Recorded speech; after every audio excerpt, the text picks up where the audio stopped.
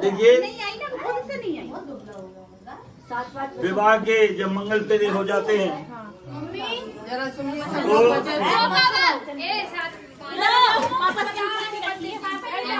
विवाह के जब फेरे होते हैं और कन्या जब सौभाग्यवती हो जाती है तो कन्या वर की अर्धांगिनी कहलाती है।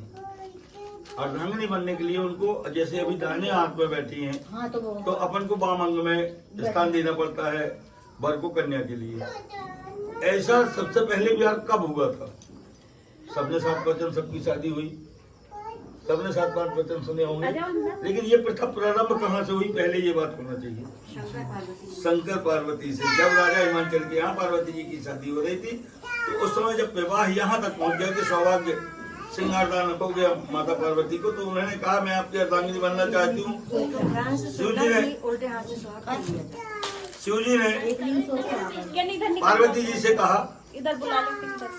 कि ठीक है, विवाह संपन्न होता है, हमने आपको सौभाग्य दान किया है, हम आपको वामंग में स्थान देते हैं।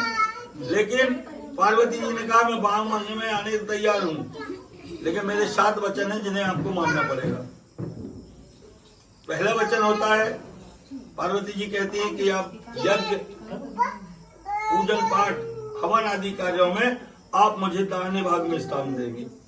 जब अपन कोई हवन पूजन का कार्य करते हैं तो पति के दाहिने भाग में पत्नी को बैठना चाहिए। ये 7-5 वचन का पहला वचन होता है। ये पार्वती जी ने शिव जी से कहा था, यहाँ पर तुलसी जी शालिग्राम जी से कह रही हैं। दूसरा वचन होता है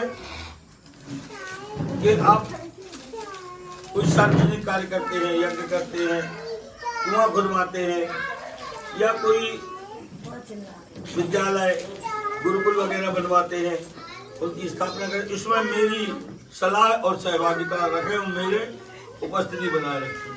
तीसरा वचन होता है कि आज से परिवार के घर के सारे दायित्व में निर्वाह करें। अब आपको परिवार को संचालित करने के लिए शक्ति तपस्या से भी मिलती है, धन से भी मिलती है, साधनों से भी मिलती है।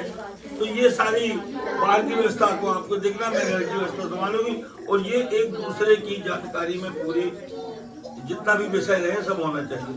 चौथा वचन होता है, पार्वती जी ने शिव जी से कहा कि मैं अपने परिवार के सभी सदस्यों को छोड़कर, जब भी कन्या का विवाह होता है, अपने परिवार को छोड़कर वर पक्ष में जाती है। वहां जाके वो परिवार के सभी सदस्यों को अपनाती है, सभी को स्नेह सम्मान यथाउचित सेवा प्रदान करती है। लेकिन जब कभी कन्या पक्ष से कोई आता है और 2 दिन ज्यादा रुक गया तो ससुराल पक्ष वालों के मुंह बनने लगते हैं।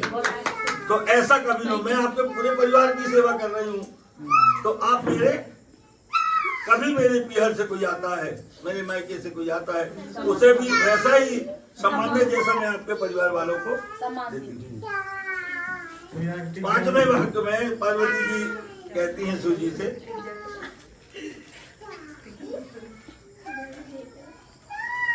अतिथि देवो भव। वह अतिथि जो बिना तिथि के आ जाए, बिना बुलाए आए, वो अतिथि कहलाता है। बुलाने में कोई आता है वो अतिथि नहीं कहलाता। और ऐसा कभी कोई आता है और आप मेरी रसोई में जो है उसको मैं प्रदान करती हूँ और उसमें आप अपनी सहमति और सहभागिता बनाए रखें। कोई भूखा द्वार में आता है, कोई जरूरतमंद आता है, कोई ऐसा अतिथि आ जाता है, और खासकर भोजन से कभी किसी को परहेज नहीं करना चाहिए।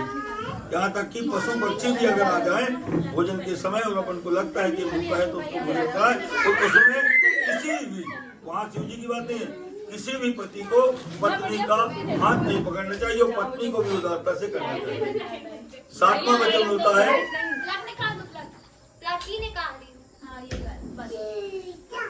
कि धन धान्य, उपार्जन, संचय, कुछ क्रय करना, कुछ नई व्यवस्थाएं बनाना, इनमें आप मेरी जानकारी में रखें, मेरी सहभागिता रखें और मेरे मन से ही इसे व्यय करें।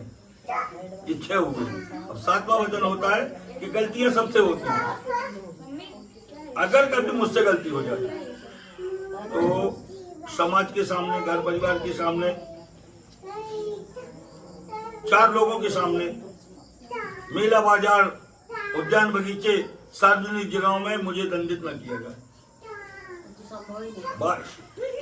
बातचीत या अंकल जी कितने घातक है बताओ। ये 7 वचन पार्वती जी ने लिए। अब शिव जी ने कहा कि जब हम 7 वचनों से बन गए तो हमारे भी 5 वचन हैं, जिससे आपको मरना पड़ेगा, आपको मरना पड़ेगा। वहाँ पार्वती जी ने ये वचन स्वीकार किए, यहाँ तुलसी जी ने कहा और शालिग्राम जी ने स्वीकार किए। अब पार्वती शिव जी के नंबर आया तो उन्होंने कहा मेरे भी 5 वचन है। तो पहला वचन है, ध्यान से सुनो, आखिरी वाला स्वीकार है कि नहीं?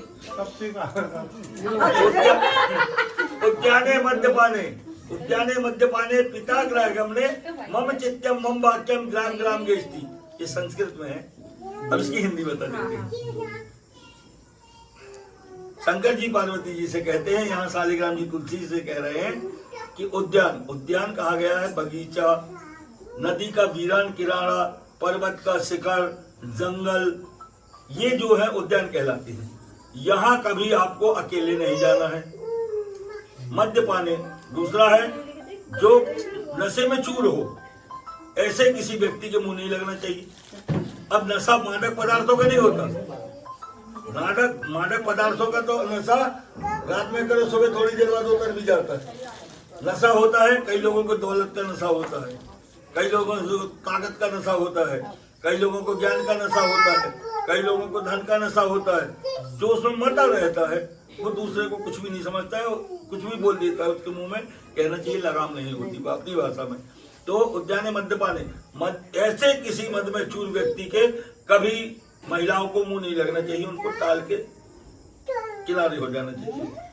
दूसरा वचन। तीसरा, पिता ग्राहगमने कहा गया है कि अगर किसी के पिता का घर बिटिया के लिए सबसे प्रिय होता है, इसलिए उसका उदाहरण दिया गया है। तात्पर्य यह है कि कोई सार्वजनिक कार्य हो रहा है, कहीं भी किसी भी प्रकार से, सबको बुलाया गया, आपको नहीं बुलाया गया, तो वहां आपको बिना बुलाए नहीं जाना चाहिए, चाहे वो पिता के घर ही क्यों न हो। नहीं तो सती मैया की कहानी साथ में जुड़िए, अपन लोग को सबको बताए। तो जहाँ सार्वजनिक जगहों में या किसी के घर में अगर सबको बुलाया जाता है, आपको नहीं, तो वो जातीय अपमान कहलाता है। दुनिया में उससे बड़ा कोई अपमान नहीं होता आदमी का, इसलिए वहां बिना बुलाए आपको नहीं जाना। तीसरा वचन। चौथा वचन, मम चित्यम मम वाक्यम। इसका मतलब है कि पत्नी को पति के मन, चित्त और विचार के अनुसार आचरण करना चाहिए, इससे पारिवारिक दाम्पत्य जीवन बड़ा सुखमय बीतता है। मम चित्तम मम वाक्यम ग्राम ग्राम गेष्टि। आखिरी 5वां जो है वो ग्राम ग्राम गेष्टि। इसका मतलब है कि जहाँ घर के बड़े बुजुर्ग बैठे हों, कोई गली चौराहा या कोई ऐसी जगह जहाँ पुरुष वर्ग और वरिष्ठ लोग बैठे हों, वहाँ महिलाओं के अपने अंगों का प्रदर्शन नहीं करना चाहिए, ओढ़ के मर्यादित होकर ही जाना चाहिए। ये 5 वचन पार्वती जी ने, शिव जी ने पार्वती जी से प्राप्त किए। यहाँ पार्वती जी ने इनको स्वीकार किया, यहाँ पर तुलसी जी ने शालिग्राम जी से प्राप्त किए और तुलसी जी ने इनको स्वीकार किया। बोले लक्ष्मी नारायण भगवान की जय।